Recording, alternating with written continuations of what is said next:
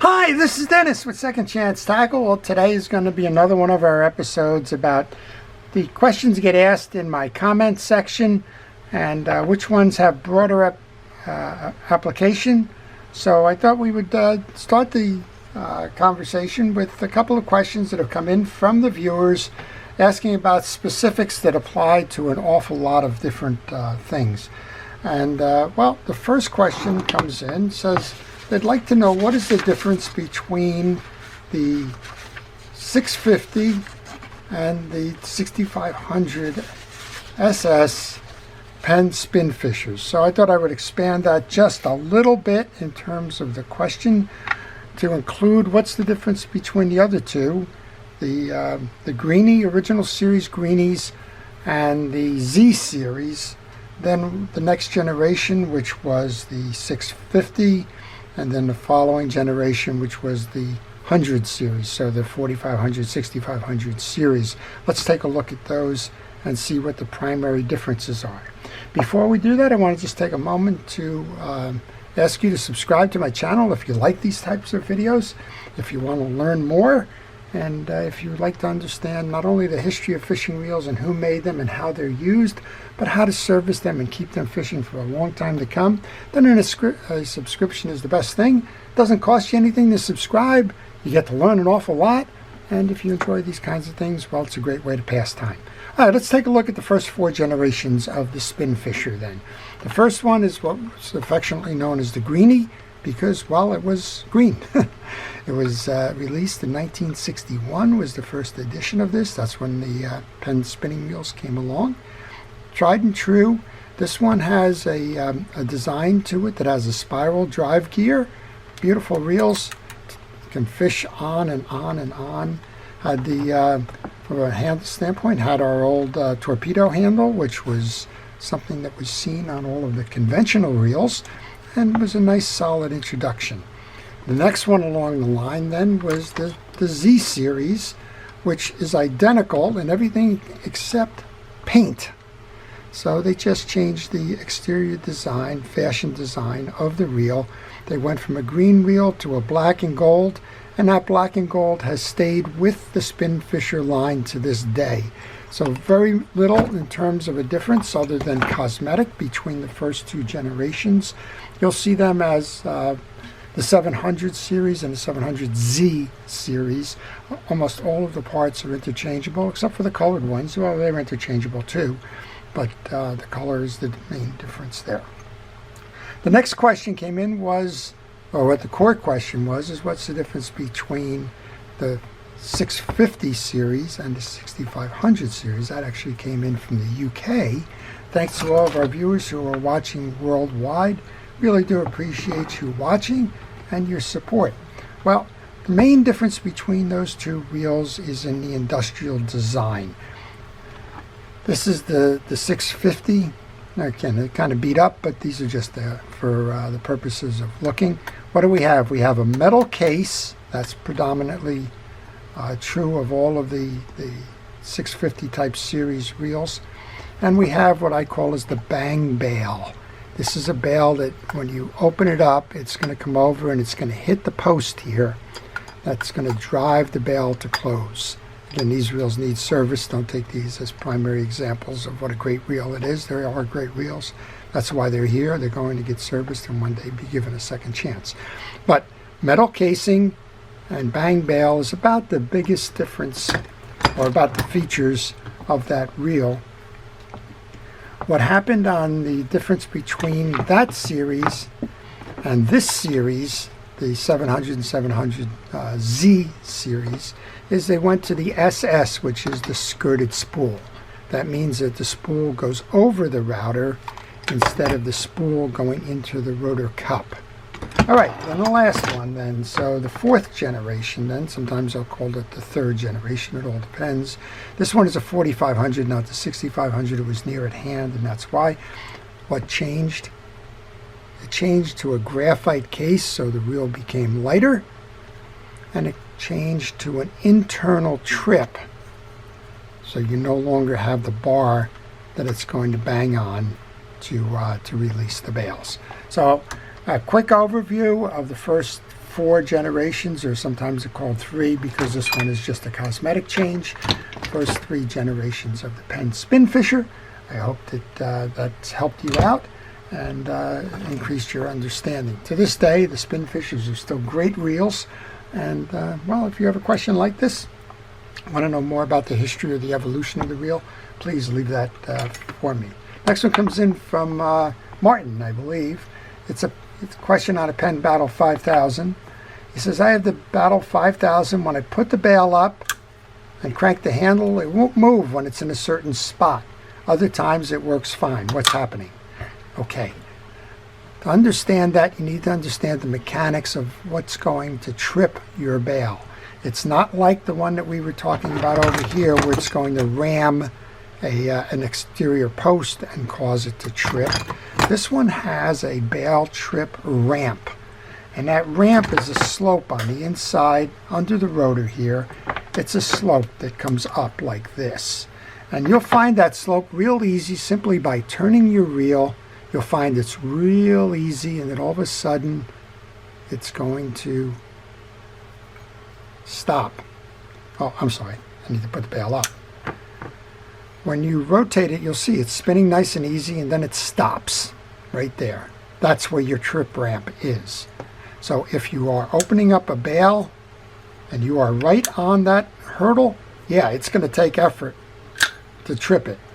Other times, you're going to open up the bail and you're nowhere near that trip ramp. Well, I'm right on it right there. Isn't that funny?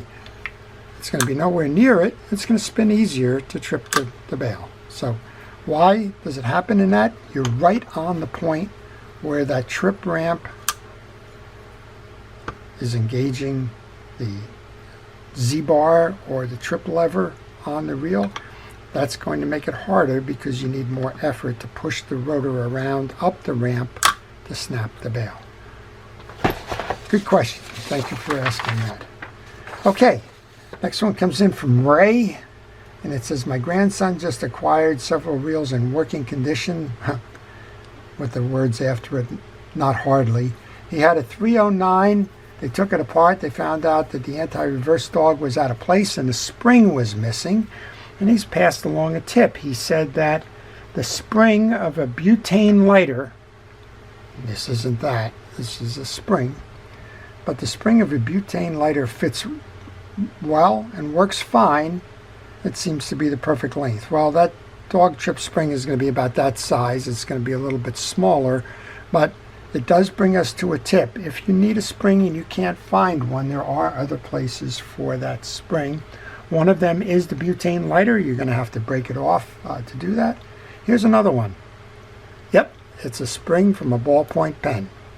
And a lot of times you're going to find, we were talking about that trip mechanism inside of a bail. A lot of times you're going to find that there is a spring similar to this on the inner workings of the bail trip on a spinning wheel. Well, crack open your favorite ballpoint pen. You may have the solution to your issue. So thanks to Ray for passing that along to me. Next one came up and says, what kind of penetrating oil is that you're using? Well, most of the time, what I'm using is WD-40. Why? It's available. It's available. I like the little nozzle to flip up, flip off kind of a spray. I like that in the can, but I'm not a slave to it. I tell you that most of the time I will use the penetrating oil as a degreaser. And you can see it as it's a lubricator. It stops squeaks, it removes and protects, it loosens rusted parts. It's basically a little bit of an all-purpose type of an oil. It says so right there, multi-use product. I use the WD-40, but that's not the only one you can use. I recommend whatever the store is that you're in, if you need a can, whatever it is that they are doing, offering, that's fine. Here's another one that a lot of folks like. It's the CRC Quick Clean, same idea. Parts cleaner and degreaser. That's kind of what I'm using it for in terms of a purpose. And I also use Liquid Wrench, and I also use Master Blaster, although I don't like the scent of a Master Blaster. And for tough stuff, I often use Croyle. and I like the coil, but unfortunately, again, it has that same smell to it as the Master Blaster. I'm not quite sure what it is. Okay, I often get asked what lubricants I use, and most of the time that is the Penn products, the Penn Precision Reel Grease. Why? Because it comes in a 1-pound tub, and I use a lot of grease. I also use the Penn Precision Reel Oil because it comes in a 4-ounce container. I use a lot of oil. There's plenty of others out there. Almost every manufacturer has their greases. You have the Quantum Hot Sauce, and Shimano makes their greases. Everybody has their greases. Oils, I use the Lucas. This is kind of worn off, but the Lucas fishing reel oil. I use Reelex. And as I said, most of the time I'm using the Penn. I'm not convinced that there's a big difference between the lubricants and the oils. I just know that they're designed for marine use, and if they're used for marine use, fishing environments, that's all I can really recommend. Okay, I recently showed this tool off. This tool is a teaminternational.com 4-way wrench. I believe it's 8, 9, 10, and 11, but it might be 9, 10, 11, and 12. It's a 4-way wrench. It works great, particularly if you need to remove things like the rotor nuts. Nice handy tool.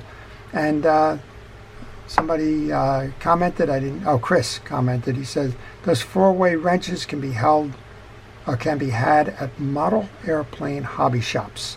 They use them for prop nuts. Got 3 or 4 of them, Chris. So if you're looking to acquire one of these, it's a very versatile tool.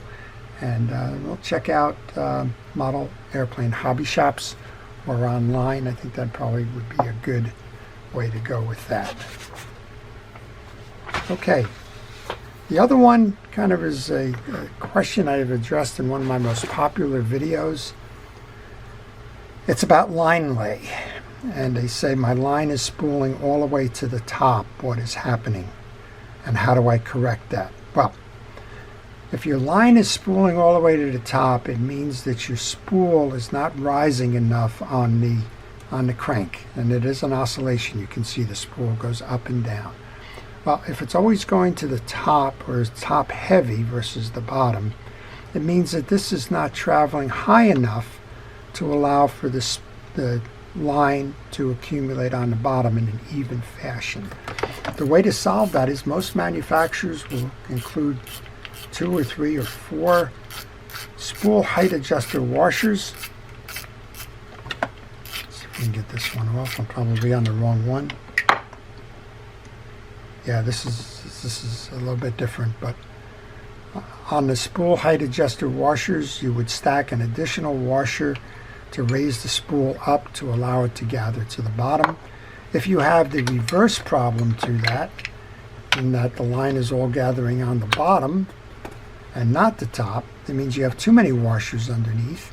You need to lower the spool because the spool is not coming down enough to allow your string to gather up to the top. So look at the height adjusters that you have on your spool, and that generally will correct the issue by changing the number of washers that you have, adding them if you're gathering to the top, and reducing them if you're gathering to the bottom. Okay, there's one other issue with this, and that might be on this particular reel, for example. Oh, I'm having trouble getting this button back on, but I am. That's okay. I got a question on a 306. No, I'm going to leave that off for now. Got a question on a 306. It does not have one of these. What's a 306? It's a early Mitchell reel. It says my line's gathering up top. Well, it's interesting because there are no shim washers on that reel. If you find that it's gathering up top or on the bottom, the next culprit on something like that is normally a bent bail wire or a weak bail travel spring. Notice if you're got a weak spring and pulling the line when you're reeling is pulling the bail arm this way, it's never going to get up top. It's going to load center and down. If your bail wire is bent in the up position, it's always going to travel to the top of the spool and not the bottom. So check your bail wire, check your bail spring if you're in a situation where you have an adjuster that you can't make work. Okay, I think maybe that's it. Yeah, that's it for the questions that I got recently. I hope you enjoy these kinds of episodes. I always like sharing a little bit of what I've learned over the time. Covered a lot of things. What's the difference in a spin fisher, the first 4 generations of it, lubricants. We talked a little bit about why a bail is harder to trip in a certain position.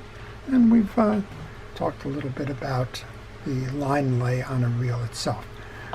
That's the idea behind the questions. If you have a question that you'd like an answer to, please leave it in the comment section. I will try to answer your questions for you. If they have broad applicability, I will try to include them in a now and then kind of a session that answers these questions for the general good of all of our viewers. I really do appreciate you all watching, asking those questions, helping make this channel better. I also appreciate everything that our first responders do, our police, fire, safety, rescue, everybody involved in keeping us out of harm's way. Can't get tired enough of thanking them for the jobs that they do day in and day out. I hope this has been informative. I wish you all great fishing, have fun on the water, and have a great day. This is Dennis with Second Chance Tackle.